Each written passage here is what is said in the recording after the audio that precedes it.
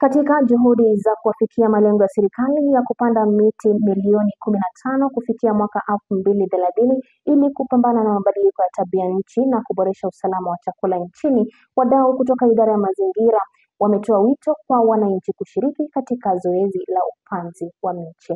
Mwanahabari wetu Marilyn Masika na taarifa hiyo kwa kina.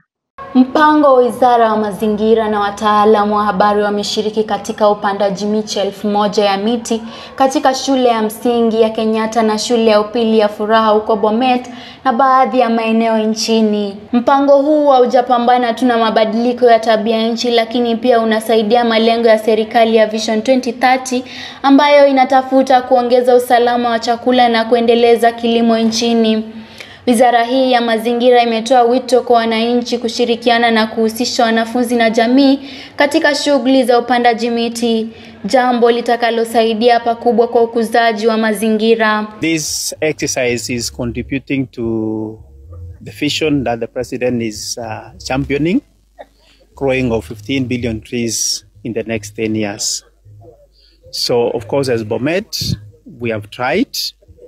And we have a budget through our Department of Water and Environment. We need to build the capacity of our young people in schools. That's why we've established tree nurseries in the 5 schools that are surrounding Chepalungu Forest, so that we can have the tree seedlings coming from there to this forest. We don't have to spend resources transporting tree seedlings from Nairobi, from Mombasa, from other counties. They can have their own homegrown solution. Hafla hii pia imeshuhudiwa katika kaunti ya Bungoma, huku wakazi wakihimizwa kuendelea kupanda miti ili kuboresha mazingira. Nikiripotia mtazamo wa Dira Runinga ya Tandao, jina langu ni Marilyn Masika.